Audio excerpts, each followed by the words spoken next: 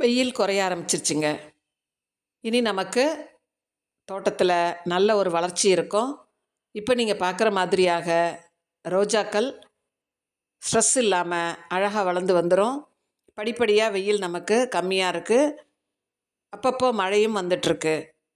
இந்த சீசனில் நீங்கள் செடியின் வளர்ச்சியை நோக்கி கொண்டு போகலாம். இந்த பன்னீர் ரோஜாக்கள் 3 வகையாக இருக்குது. இந்த 3 வகையுமே நமக்கு வேகமாக வளரக்கூடியது. இப்போ பாருங்கள், செடியில் இருக்கிறது பன்னீர் ரோஜா. அதே மாதிரி இதுவும் டமாஸ்க் ரோஸ்ன்னு சொல்லுவாங்க. அதற்கு ஈக்குவலாக அதை விட ஒரு படி மேலாக வாசனை தரக்கூடிய இந்த 2 வகை பூக்கள் இருக்குது பாருங்கள். இது மட்டும் இல்லாமல் மற்றொரு நாட்டு வகை ரோஜா இப்போ நீங்கள் பார்க்குறீங்க. இது 3 விதமான நாட்டு வகை ரோஜா. அதிகமாக பூக்கக்கூடியது, மிகவும் வாசனையுடையது. இப்போ 3ஆவதாக பார்த்த ரோஸில் கொஞ்சம் வாசனை கம்மியாக இருக்கும்.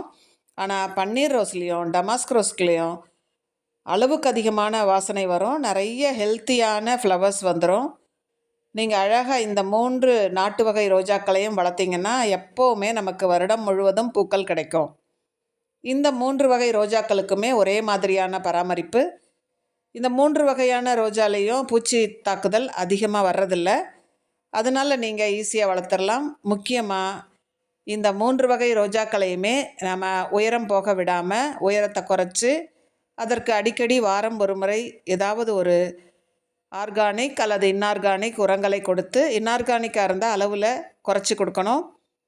இந்த வகையில் இப்போ நாம் கொடுத்துட்டோம்னா தொடர்ந்து நமக்கு இப்போ நீங்கள் பார்க்குற மாதிரி நமக்கு தேவையான வீட்டிற்கு தேவையான பூக்கள் நமக்கு கிடச்சிரும்.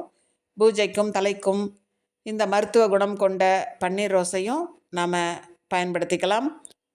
இப்படி எல்லா வகையிலையும் பயனுள்ளதாக இருக்கக்கூடிய இந்த நாட்டு வகை ரோஜாக்களை நாம் வளர்த்துட்டோன்னா நமக்கு பூக்கள் இல்லைன்ற நாட்களே இருக்காது. கண்டிப்பாக நீங்களும் இது போன்று ட்ரை பண்ணுங்கள். ஒரு 10 நாட்களுக்கு ஒரு முறை பூச்சி விரட்டி தெளிச்சிருங்க. வெயில் அதிகமாக இருந்தால் தண்ணி ஸ்ப்ரே பண்ணி கொடுங்க. வெயில் அதிகமாக இருந்தால் நிழல் கொடுங்க.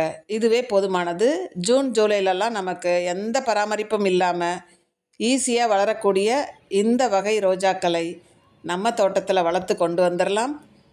கண்டிப்பாக உங்களுக்கு நல்ல ரிசல்ட் இருக்கும். முயற்சி செஞ்சு பாருங்கள். 3 வகை ரோஜாக்களுமே வளரக்கூடியது, பூக்களை தரக்கூடியது. உங்கள் வீட்லேயும் பூத்துரும். நீங்களும் இப்போ நீங்கள் பார்க்குற 3 வகை ரோஜாக்களையும் வளர்த்து பயன்பெறலாம். என்னோடய சேனலில் நிறைய குறிப்புகள் இருக்குது. ப்ளேலிஸ்ட்டில் பாருங்கள். தேங்க்யூ ஃபார் வாட்சிங்.